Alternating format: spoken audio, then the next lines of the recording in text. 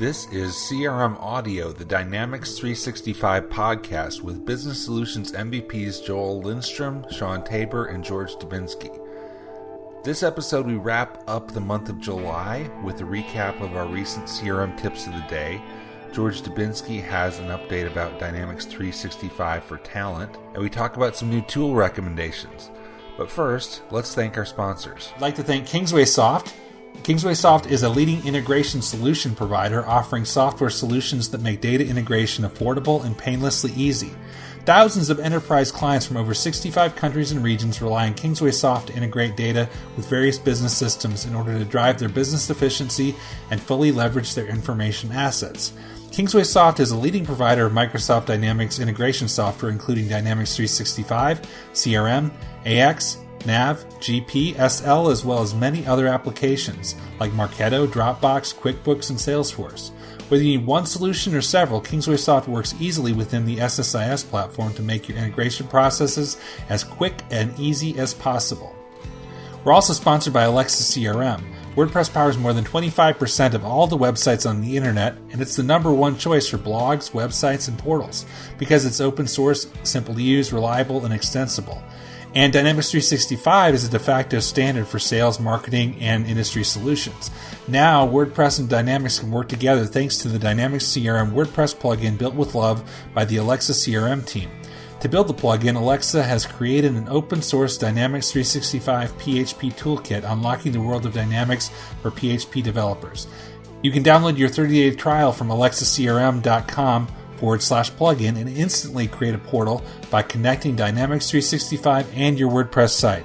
We thank Kingsway Soft and Alexa CRM for sponsoring CRM Audio, the Dynamics 365 podcast. Well, this is the month ender for July. We're in the hot, sticky summer days in North America here. And so, are indeed. Give our listeners something to listen to as they sit back with a cool, refreshing beverage in the shade.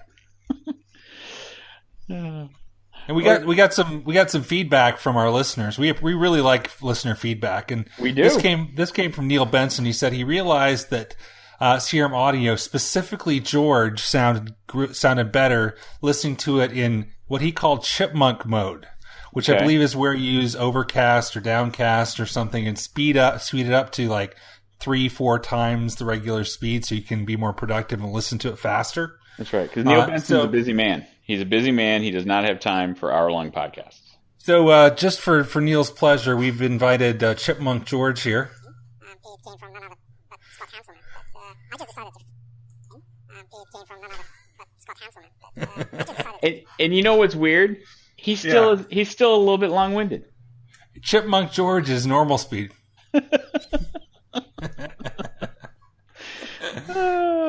Chipmunk George. Okay, well, we still are in that weird spot where we don't have any real news. Let's recap, though, where we are with what we know about the release. Sure. We know it's not here yet. Correct. We know that the public preview is coming imminently, just around the corner, when people who are not MVPs who signed up for the Insider program will get their first glimpse at the environment. Mm-hmm. We MVPs may or may not have environments, which we cannot talk about. Cannot agree or disavow any knowledge. Now we don't have concrete knowledge about Business Edition as far as the limitations, but the rumor I'm hearing is 250 users. Yep, that's what I heard as well. And a handful of custom entities. What was the number on the custom entities 30. we're hearing? 30 outside of ISVs. Okay. And I believe the rumor is that managed solutions will only be able to be deployed via AppSource. Interesting. Well, I guess that makes sense. But the difficulty there is, what does that mean for ISVs in the small, medium business space? If it only can be deployed through AppSource, that pretty much takes away ability to do any kind of low-level customizations or configuration steps. Right. Or you provide your solution in AppSource and then provide some unmanaged solutions for the rest or something. I don't know. Well, that's assuming that they're allowing unmanaged solutions. It's not declarative that that's going to be the case. Yeah. So hopefully that is the case, because otherwise I can see how a SMB partner could really be crippled by that. I mean, they would have to shift their major function to the deployment, to the business process reengineering, that kind of thing, as opposed to really changing the system to meet the customer's needs. Or does that lead to an explosion of apps in AppSource? Interesting. Well, yes, but hopefully, if that's the case, it doesn't mean that you're getting a lot of shovelware, right? So, like in the PC gaming community, you can get a lot of different games on things like Steam or GOG, and there's a lot of beta tests and garbage. I wouldn't want to see that happen in the AppSource world. What I like about Steam, I like the fact that if I ever want to, I can go back and play King's Quest 3. Exactly. Those are good games, man. You can't fight that. Those are good games. They were. Yeah. I mean, the song from King's Quest 6 is really catchy. It is. You should look it up. No, it's sad. I know it. It's sad. It's really... This is like Girl in the Tower, I think it's called. Yeah, something like that. Yes, I know the song. Yes. I used to love those games. Those games. Okay, hopefully that won't degrade AppSource, because it's got a good start, and it's looking much different than Pinpoint and its predecessors. Okay, so Mr. Field Service. Yes, sir. Question for you. Ask Mr. Field Service. Mr. Field Service. So we got the nifty unified scheduler now that can schedule anything you want to schedule. Yes. Do we have an answer to the question that I've been asked for years about, I want to be the scheduler, and I want to schedule things for a group of people, but I want to not just see what's in CRM, I also want to see what's on their Outlook calendars. Mm-hmm. Is there an answer to that, or is the answer still pull up Outlook, search their calendar, then put a schedule your thing? So the answer is still the same answer. And the reason for that is unified scheduling allows you to schedule bookable resources. It allows you to schedule users. It allows you to schedule all those objects in CRM. But the biggest part of it is you have to have a CRM object or activity to schedule against. So it's not integrated. It's not integrated with Exchange to that degree, like auto capture would present. Right. Okay. So it's still not truly unified in calendaring respects.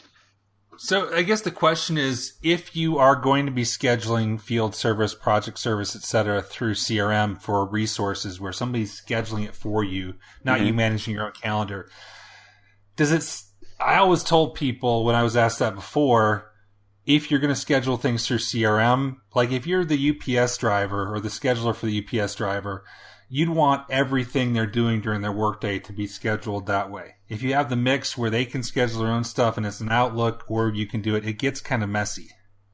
So you have to kind of look at it from the field service engineer perspective.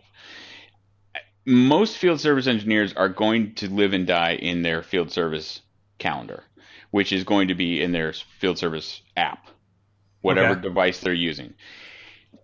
I haven't seen much call for, I want everything in Outlook, because they're getting paid by what's in the field service calendar.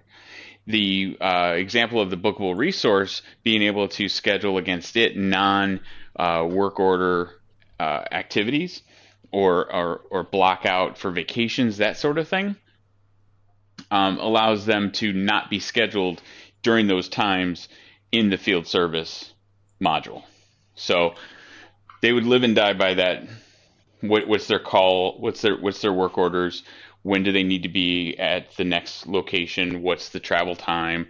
That's all in the field service app. So I wouldn't necessarily see, from a field service engineer perspective, a mix of Outlook calendar and field service calendar. Right. But now that we got unified scheduling, we're seeing non-field service use cases for the scheduler. Correct. I want to schedule a trainer to come to a training class or something like that. Right. They're not necessarily paid by the schedule, but you have some things there that they have their own appointments or personal appointments that we need to know about. So that's where, again, there's still that is something that, again, I think the lesson would be, maintain the central schedule in one place to make your life easier, or you're just going to have to open up Outlook and have their calendar pulled up so you can verify that the time's available.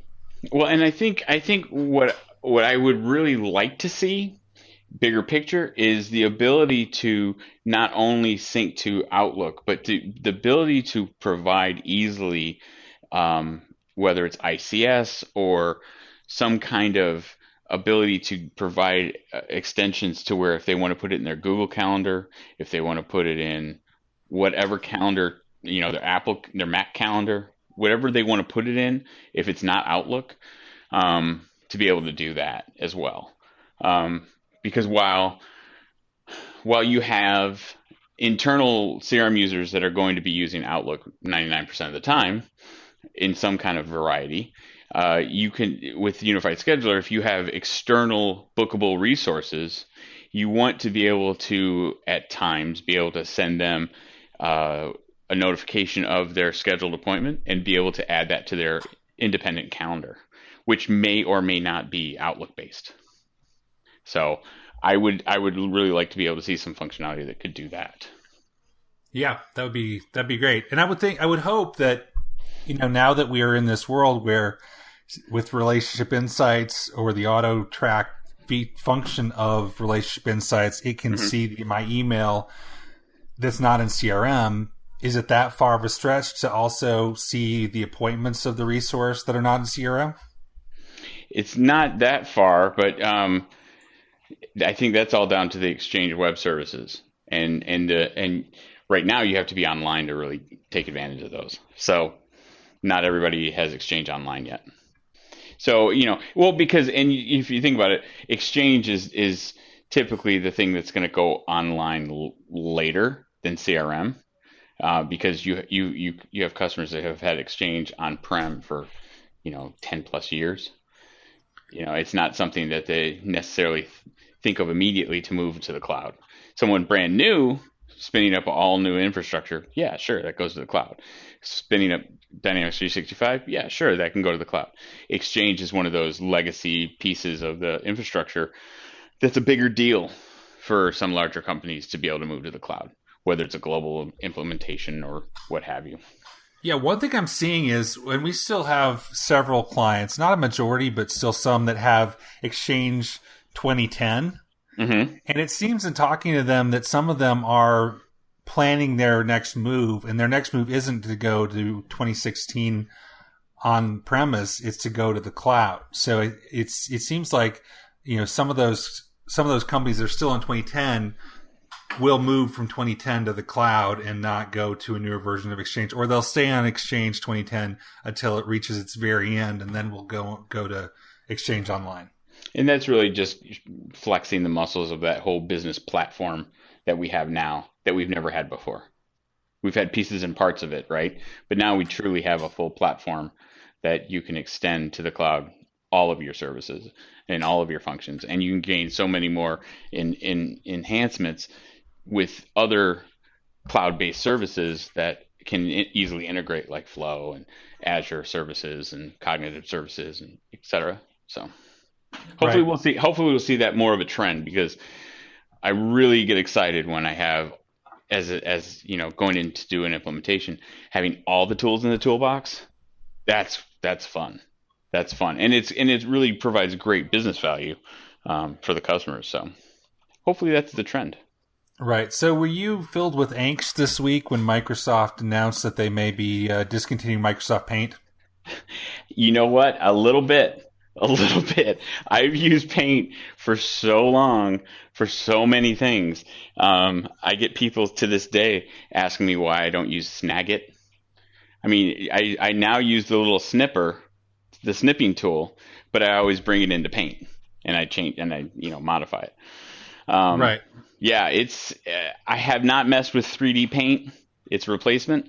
I'm hoping that it's intuitive. I'm hoping that it has a lot of good utility, but yeah, it's Paint. That stinks. Well, but they got such an outpouring of angst about it that they announced that they weren't discontinuing it. Instead, they would make it a Windows Store app and keep it free, so you could install it if you want. So, I was traveling and I wasn't in a place where I could access my laptop, and I wanted to do a very common thing I do with Paint, which is you take a picture and it's got part you want to clone the color and paint over, and then cut out part of it, and then resize it because I had to get it a certain size. I was making a new icon for a website or something, and what I found was I tried it in iOS. It took me 3 apps to do that operation. I had to use one app to resize it. I used another app to do the Paint thing, and another app to cut a piece out. Yep. Yeah, it's amazing how intuitive and how functional Paint really is. I mean, because it's been around forever, and it hasn't changed a whole lot besides more palettes and, you get better zoom and that kind of thing. But I like it because it's so quick. You can always open it, and I've never had Paint die on me. Yes. Where I've had bigger applications like Photoshop die on me midway through. So and it's kind of like Notepad. I keep trying to use OneNote for taking notes, and I keep coming back to Notepad because I can open Notepad so quickly on my computer, start jotting some notes down. What I'm looking for now is a way to integrate Notepad with OneNote, because I want the quick, easy start a note kind of thing with OneNote, and then I want with Notepad, and then I want to file them in OneNote. But don't you do Quick Note? With the shortcut? The same. But that is too the same. How is that not the same? Same. What's the shortcut? Isn't it Control N? Okay, but you got to have OneNote open. You got to have OneNote open to do. No, you have to have the. What is it? That's what it is. I don't have that. You don't have to have OneNote open. You don't have to have OneNote open. You have to have the shortcut running in your system tray. Okay. I just did it. It took me 5 seconds for the quick note to show. I type his Windows key and type NOT. Notepad's up in 1 second. I'm ready to go. Oh, jeez. Okay. To each his own. Let's go that way. To each his own. But is there a feature? Is there a feature of CRM that you could equate to Paint if they tried to take it away? The task, maybe. Task is such a widely used feature. Export to Excel. A lot of these features. That kind of thing. But now would Task? I'll play devil's advocate. If they took away Task, you could just as easily create a custom activity that syncs to Outlook as a task. Well, I guess let me tell you the two. If equating to Notepad, things that are quick, dependable, little things you use all the time. The ones that I've missed, okay, I've missed the email the copy a link. It's a browser thing, so I think it still works in IE, but it doesn't work everywhere. Right. And you can email a link and then copy it, but that's something I miss all the time. Yes. Because I just want to, I have an email, I'm on a record. Or the other thing, I don't like that I can't just copy the URL. And again, I get why you can't do that, because they went away from all the pop-ups and it all has the same URL, and you can hit the whole pop-out button and get the URL. And sure, there's some Codeplex thing that you can put as a browser extension. I don't want to do that. So anyway, it's stuff, I feel silly complaining about it, because I can live without it. But that's the kind of stuff that I still miss day in, day out that, oh, you know what? I wish this was 2 steps easier. So if they took away, let's see, they'd never take away notes because you got to have notes. If they took away posts. I would miss posts. Okay. Yeah, I don't. So I'm still miffed about things they've taken away. So that's true. This is true. But okay. Yeah, I thought that was interesting because I didn't realize until you just told me that they said it's not going to go away. I did not realize that, and I was very upset because I made a little quick mock-up in Paint this morning. Well, thanks to me, you're ending the month happy. Exactly. There you go. Okay. Best blog posts I read this week was written by Ben Elot on the CRM team about converting emails to cases. Yes. A lot of people don't realize you can do this, and if you go to it's blogs.msdn.microsoft.com/CRM. And you're talking about in the app for Outlook. Yeah, the new app for Outlook. Yes. That's one of the things people miss, and they say, I wish I could create a case, but basically, there's a very easy way to create a case from there. And again, I tried it out, and it actually copies over the name and everything, so it's equivalent to the create a case or copy to case or convert to case option we have with the traditional Outlook client. Yeah, I like that article as well. I hope we can find more intuitive ways to do things with the app for Outlook to strengthen its case, because I really like it a lot.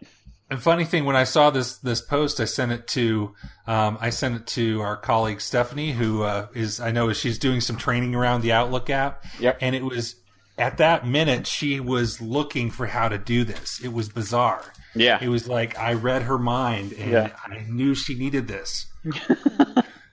That's that intuitive management skill you have. Exactly. And speaking of posts, I wrote one that will be on Tip of the Day, I believe, before this episode airs or post, whatever. It doesn't really air; it just shows up on the website. But basically, I found in doing some tests some really interesting things comparing the new app versus the old app around duplicate detection. You may have noticed if you use server-side sync in the legacy app and you track a contact that the duplicate detection doesn't show up. It does actually fire, and I put this in the post, but you got to check the mailbox log, and it'll say, Sean Tabor could not be created because a duplicate, would you like to create it? But nobody wants to do that. Right. But what I found is the new app through, there's that add-in that's added with the new app, for contacts to track them. And that actually, in testing it out, that actually does check for duplicates before it marks the contact to be tracked.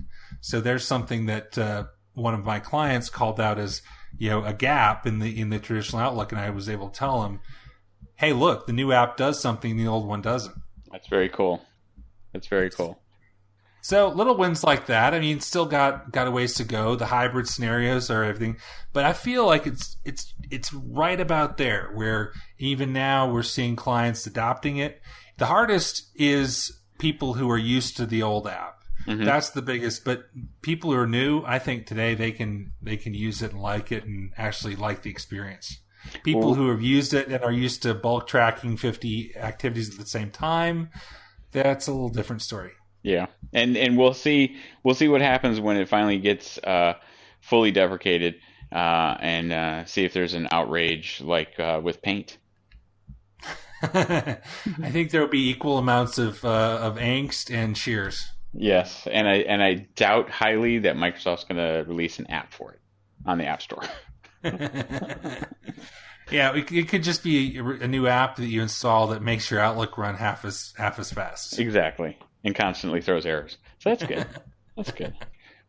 So can I get a little more Chipmunk George before we wrap? The one thing, since you guys marketing gurus. There he is. Yes, we're the marketing gurus.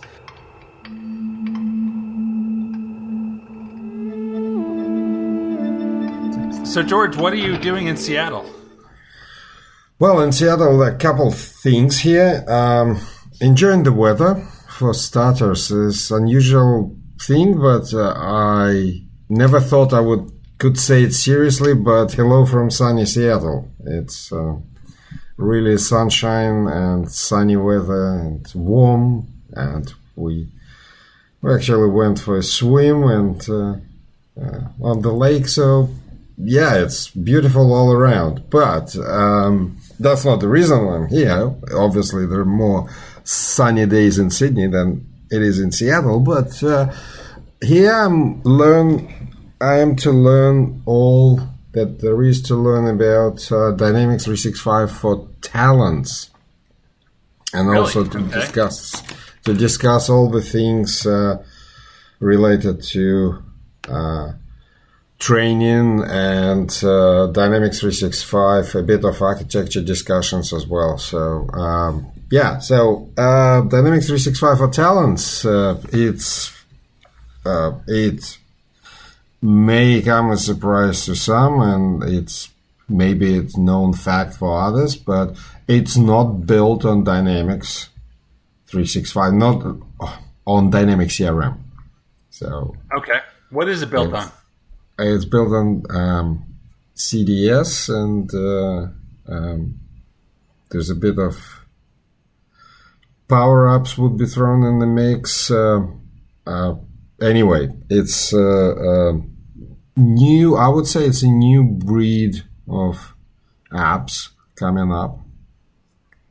So I'm not sure about exact architecture of Dynamics 365 retail that is coming up as well, but this one is definitely different. So it's targeting primarily a good workflow within the HR industry, particularly hiring bit, and obviously tries to play on LinkedIn integration, and also on the further capabilities that would be available through integration with ERP part, so with operations like and the other bits like traditional HR, housekeeping,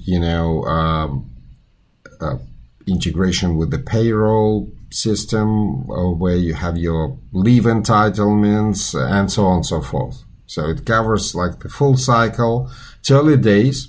So there's certainly some quirks in the products, and some things don't work as expected, but that's very, very early days, and team is working really hard, and they seem to know what they're doing. But interesting to see the new kind of applications coming up and into the fold of Dynamics 365 fold, new kind of pure vertical apps targeting specific needs of specific industries. So we'll see where this one goes.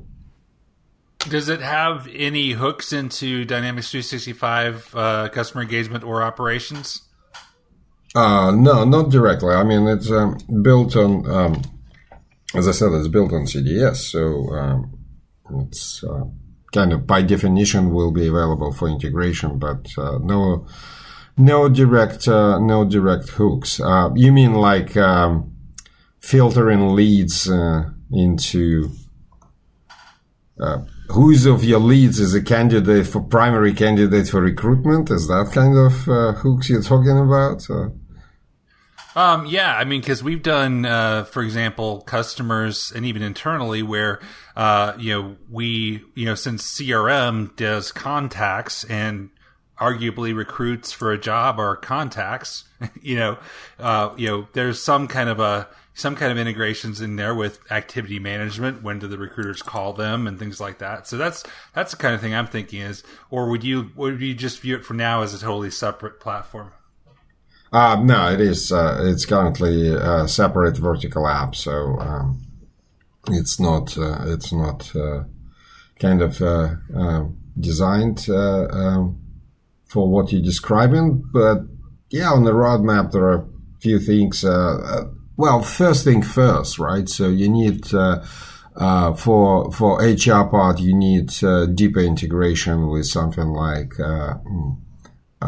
For example, payroll systems, as I said. Right. So you want to know When you promise someone when you promise someone, I don't know, a Porsche as part of their package, they would be disappointed to receive a Hyundai, right?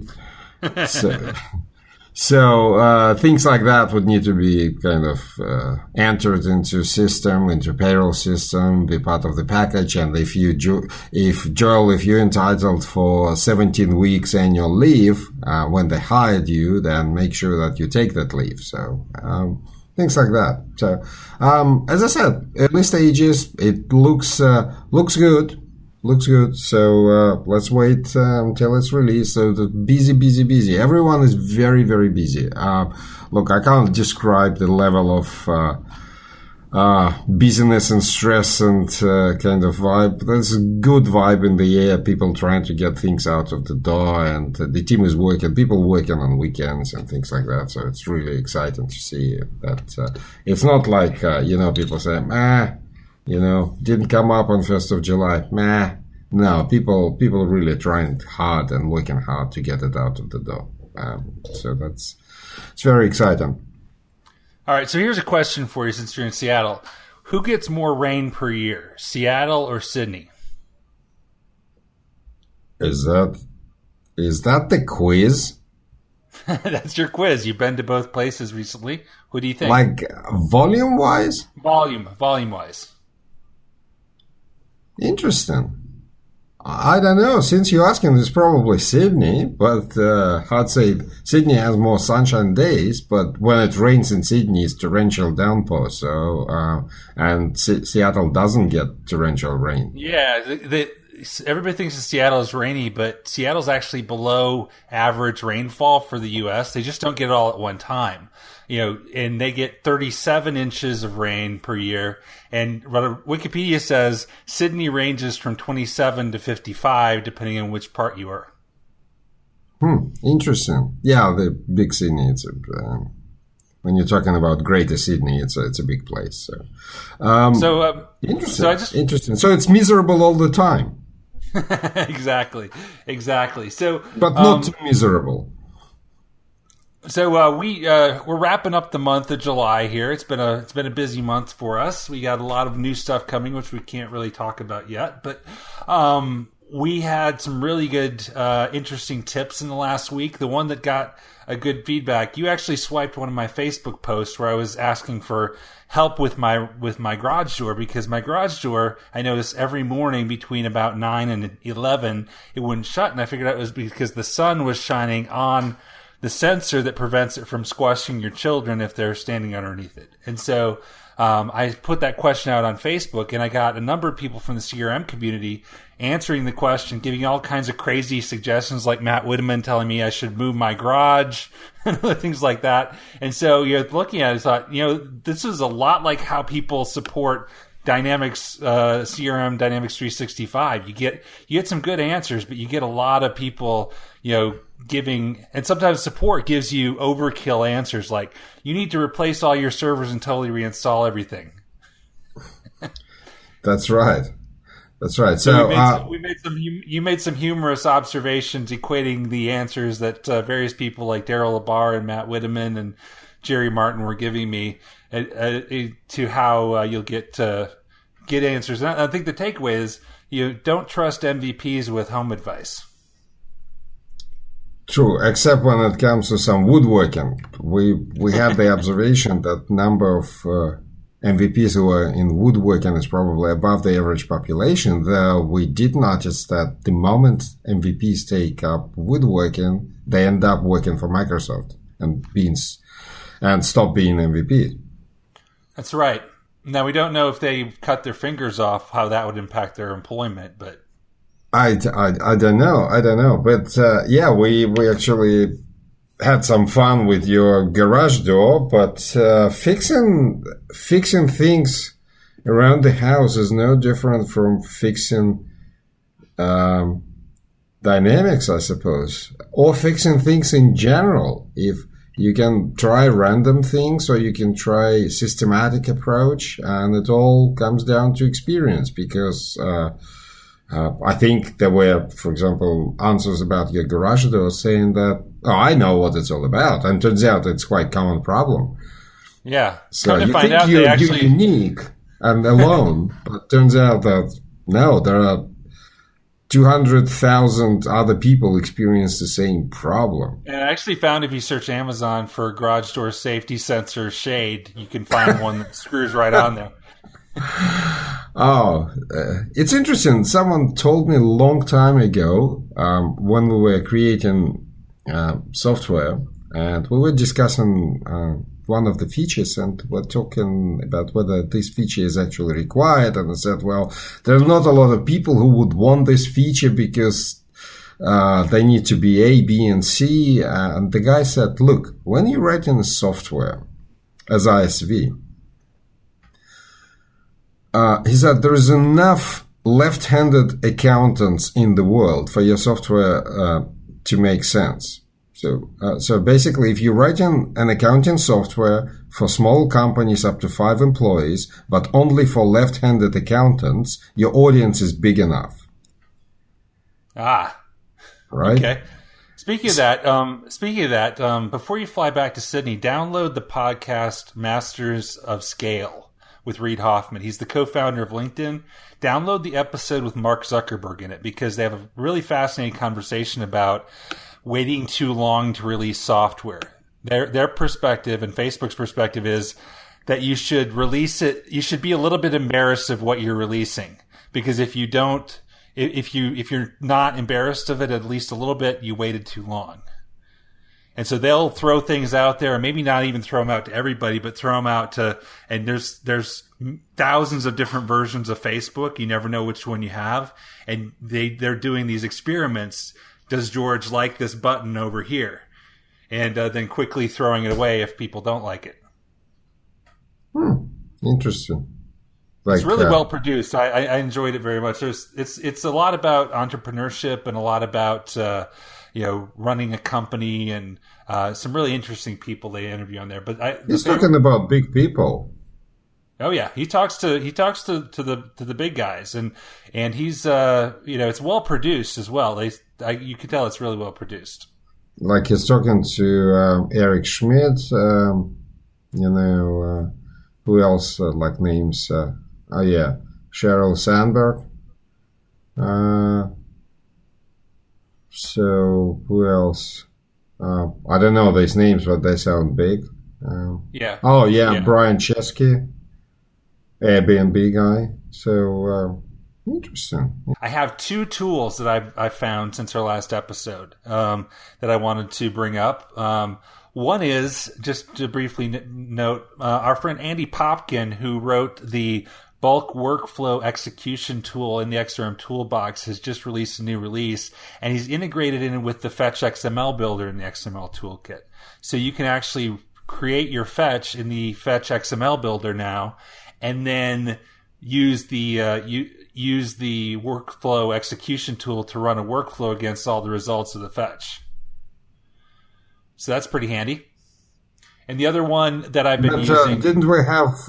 that's the tool. Someone did have the workflow extension that allows you to actually run fetch inside the workflow. Yeah, I'm not familiar with that one. But running the workflow against the fetch results, that's been around, I think, for a while. No, it's been around, and the tool has been, and I believe the tool allowed you to put a fetch in there before. That's Andy's tool, and he built that several years ago. The new thing is it's integrated right in with the fetch builder, so you can from the fetch builder send the fetch to the tool. The same way as it's all started when fetch builder was integrated. You do know that it's integrated with the view builder. Yeah. Okay. Yeah. So when you go to the view builder in XRM Toolbox and you say, I want to edit the fetch, it fires up the fetch builder. Yeah, so it's the same thing, just like that, only in the bulk workflow execution. Yeah, you have to be careful to balance the number of fields and things like that, because CRM itself goes nuts if your view is not balanced. You know what I mean? Like if you're asking for 100 columns, but actually decide to display only 3, that's no go. So interesting. Definitely XRM Toolbox is its own ecosystem. What is kind of, it doesn't come as a surprise, but I was talking to a couple of Microsoft people, and hopefully we'll get some of them on our podcast after release. They all say after release. Talk to me after release. So we could probably get some sales guys on. They don't have anything to do since it's the beginning of the fiscal year. That's right. Yeah. Okay. The other tool, and you can, I don't know if you have any tools, but the other tool I had is one. If you are in a role where you have to present, a project overview, like planning for a project, or at the beginning selling a project, or a statement of work, you need to put a timeline in it, but you don't want to fire up Microsoft Project and take the time to create a Microsoft project plan. The tool you need is Office Timeline, officetimeline.com. This is a PowerPoint plugin. And so if you're doing it, I do things like roadmap presentations where I'm talking about what we're going to do in which phases, and you want you want it to look like you spend a lot of time doing it, but you don't really want to spend a lot of time. This thing is great. There's a free version and a paid version. It will do Gantt charts. It'll do any type of timeline you want that looks really professional, but it's really easy. You can take an Excel list that has a group, 2 columns, kind of task and date, and plop it in there, and boom, have a beautiful timeline. So that's Gantt charts on steroids for the yeah. So it's Gantt charts and timeline charts and whatever, but specifically for quickly creating a timeline that you need to put in a presentation, or you need to put in a statement of work, or a assessment document, or something like that. If you're the person on the project who's making a timeline. Now, if you're the project manager, you probably should have Microsoft Project or something like that. But until you get into the weeds and have the time to do that, and you need a quick timeline, Office Timeline. Say you're responding to an RFP, and the RFP says, give us your rough order of magnitude estimate and a timeline. You don't want to spend 2 weeks in Microsoft Project making a nice timeline. Yeah, it does look good. I have to admit, it does look good. I don't do my particular estimates this way, but when you have a number of resources, it's from presentation point of view, it's really nice. It's for presentation. That's definitely not your project management tool. So, no. But it does look very, very nice. I'm just checking. It's got 8.9 out of 10 ratings. Well, I take ratings the way you get more than 4 out of 5, you're doing good, because haters gonna hate.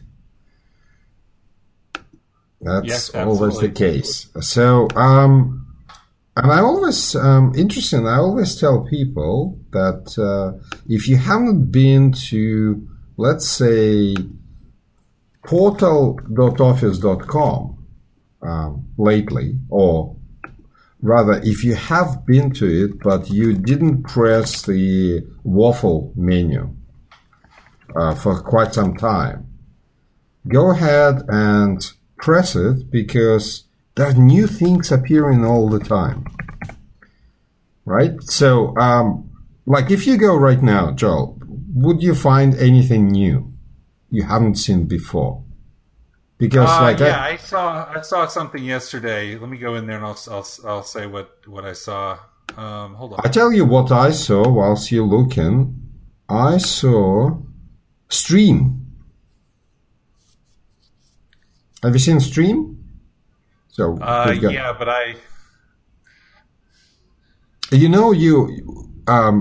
just remember you always wanted to have a kind of a private video facility for your company or your team, or share it with the selected customers, and then you end up creating, YouTube video, but say do not share and things like that. There are some platforms out there that allow you to do that. Some of them quite expensive, some of them reasonable. But this one, Microsoft Stream. So you can upload videos, create channels, browse trending content, but it's company bound. So it's like enterprise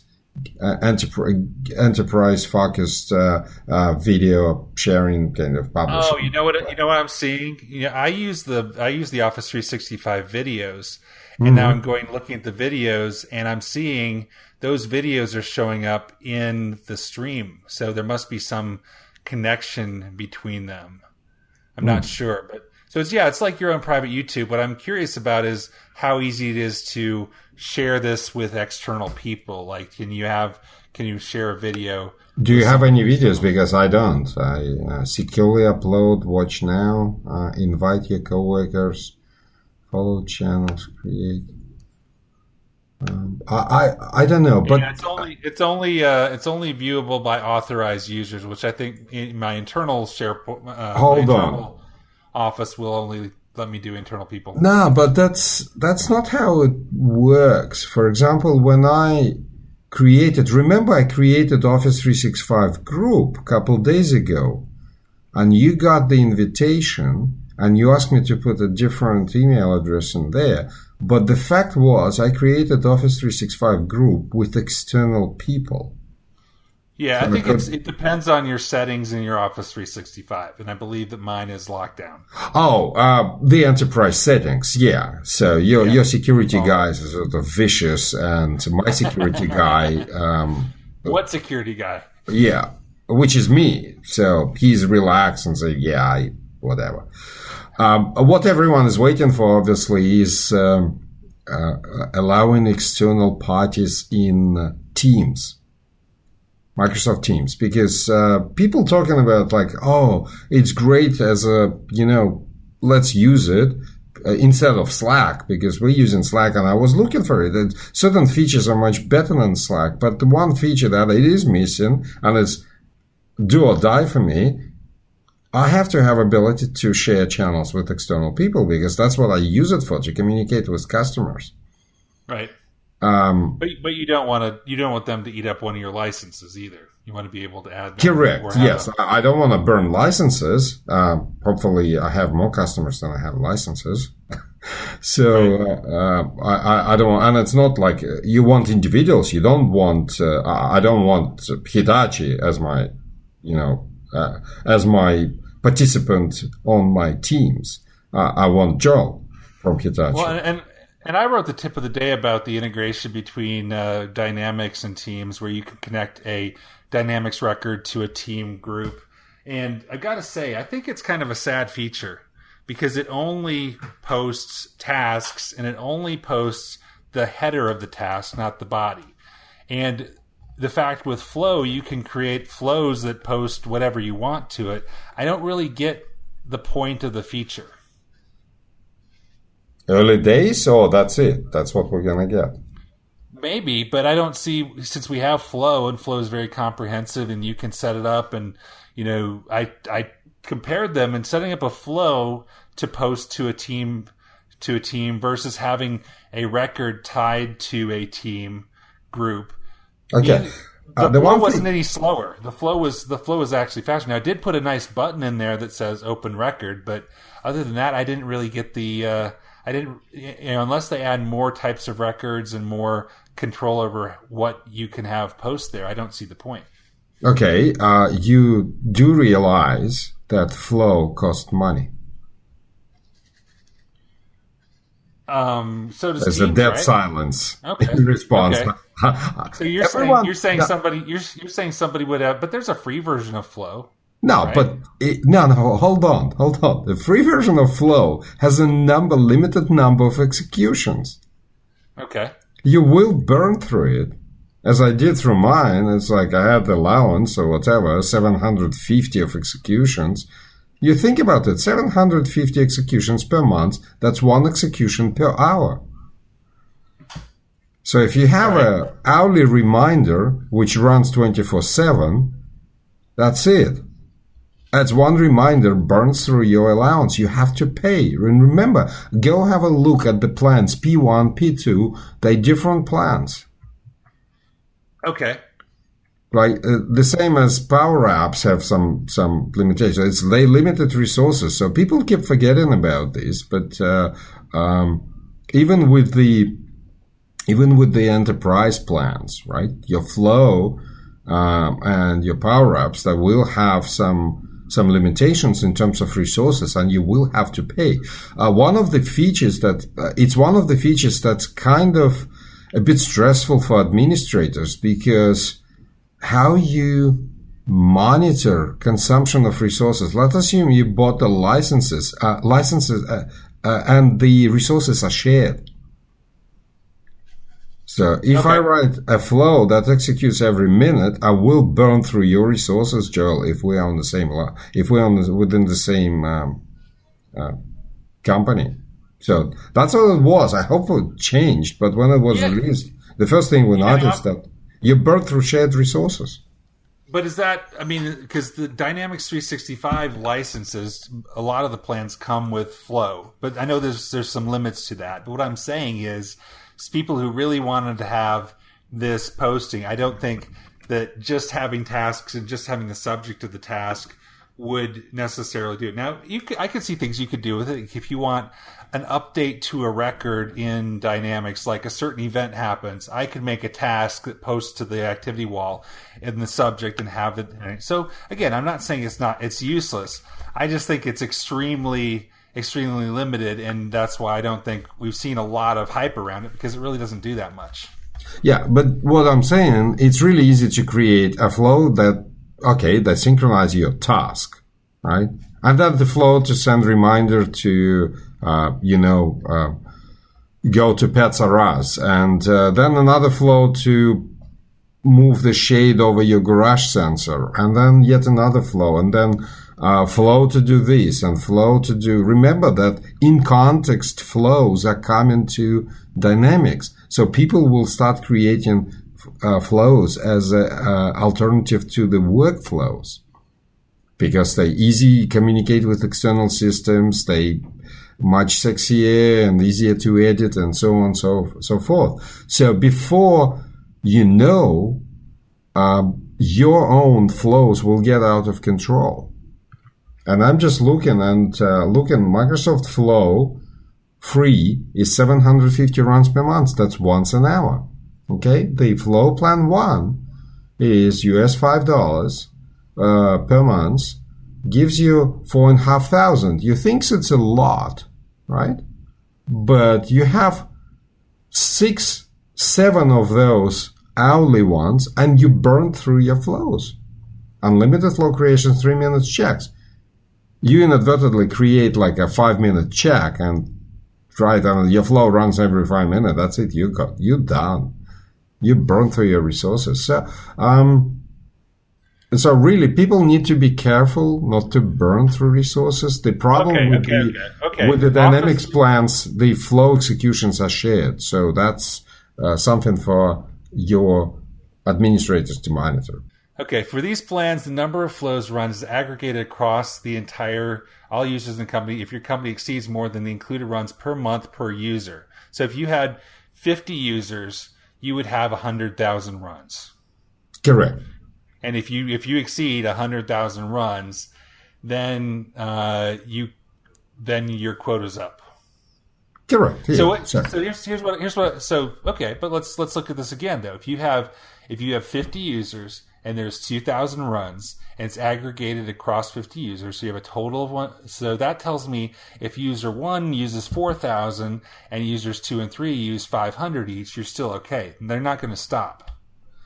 Correct. But okay. That's the nice thing about. The bad thing is about this is that if user D gets fired, and on the last day he says, "I'll show you," and creates a flow that runs every minute, this flow will burn through company resources very, very quickly.